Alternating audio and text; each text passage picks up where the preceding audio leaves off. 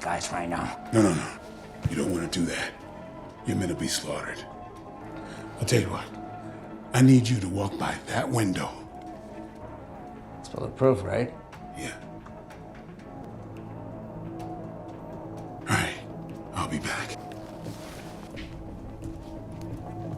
To survive, Davis quietly slipped up to the hilltop. Looking down, he saw a gang of hitmen attacking his house. Without a split second of hesitation, he let fly a fatal arrow. Seeing that bullets were doing absolutely nothing, another hitman grabbed a canister of gasoline straight out of his car, ready to torch the place. But just as he was about to move, Davis was already standing right behind him, crossbow in hand. The hitman thought he was a goner. But when Davis held his fire, the guy decided to go for broke, hurling the gas can at Davis for a life-or-death showdown. Little did he know, he was completely out of his depth.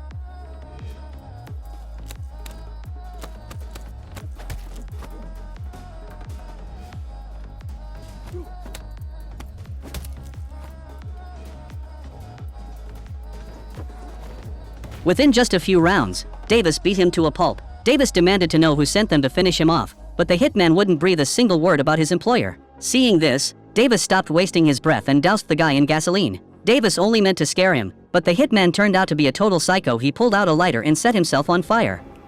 The sheer madness of it left Davis completely dumbfounded. By now, Davis had a pretty good idea of who was pulling the strings, but one thing baffled him: how on earth did they track him down? As it turned out, to throw his pursuers off the scent, Davis had moved here 3 years ago. To keep his muscles in peak condition, he practiced his martial arts up in the mountains every single day. His killer moves caught the eye of a local boy named Oscar, who started working out with him almost daily. Before long, Oscar had mastered the skills. However, their peaceful life was shattered by Oscar's older brother, Heather. One day, Heather insisted on taking Oscar to a fight night, but the matches inside the ring bored Oscar to tears. So, when the announcer asked if there were any challengers in the house, Oscar stepped up without a second thought. Everyone figured the kid was on a suicide mission, but what Oscar did next left the entire crowd with their jaws on the floor. The opponent couldn't even get close enough to touch him. Heather was stunned. He never imagined his once weak little brother could kick this much ass. What they didn't know was that someone had secretly recorded the fight and posted it online. Inside a prison cell, a cartel boss saw the video and instantly connected the dots. The boy's fighting style was a carbon copy of his arch nemesis, Davis. They fought like father and son.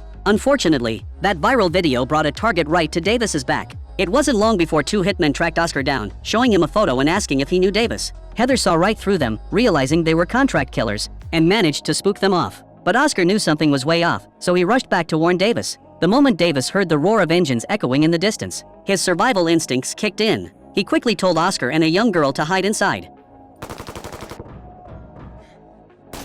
He assured them not to panic, explaining that the house was reinforced with steel and wouldn't be breached anytime soon. That was when Davis finally spilled a secret he'd kept buried for years. In his youth, he had taken down a massive crime syndicate, and he had been running for his life ever since. Still, he couldn't wrap his head around how they had compromised his location this time. Suddenly, the girl remembered the fight video uploaded online and suggested the killers might have used it to track them. It finally clicked for Oscar. He was the one who had brought this nightmare to Davis's doorstep, but regrets were useless now. The killers were already at the gate. To break the siege, Davis used a hidden tunnel to flank them from the hilltop, launching a surprise attack. Though he managed to take out both hitmen, he knew more would be crawling in soon. Davis opened a secret passageway inside the house, planning to escape to a safe house. Along the way, Heather demanded to know who wanted him dead so badly. Left with no choice, Davis laid all his cards on the table. After he dismantled the syndicate years ago, a cartel boss had put a hit out on him, while Davis had managed to stay one step ahead. His wife had vanished without a trace and remained missing. Soon, they reached the exit of the tunnel. Davis told them to head out while he stayed behind to clean up the bodies. Sure enough, a few hours later, a SWAT team surrounded the house,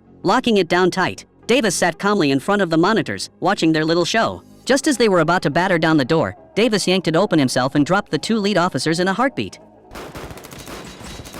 Suddenly, the lights plunged into total darkness. The next thing they knew, Davis materialized on the roof, catching the squad completely off guard. Realizing they were losing the upper hand, the team popped smoke grenades, hoping to smoke Davis out of the house. But when the smoke cleared, Davis was standing right in front of their getaway vehicle. The men inside were terrified to move a muscle, desperate to survive. The driver slammed on the gas and tore away from the scene. When the cartel boss learned that the hit had failed yet again, he flew into a raging fury. He had spent a fortune bribing the police chief, and it had still blown up in his face. He ordered his lawyer to go back to the chief immediately. They needed to put Davis in the ground ASAP, because if Davis had time to catch his breath, they would all be dead men walking. With his marching orders, the lawyer reluctantly went to see the police chief. This time, they set their sights on Oscar's brother, Heather. They figured they could kidnap Heather and torture Davis's whereabouts out of him. Little did they know, Davis was already closing in, moving in for the kill.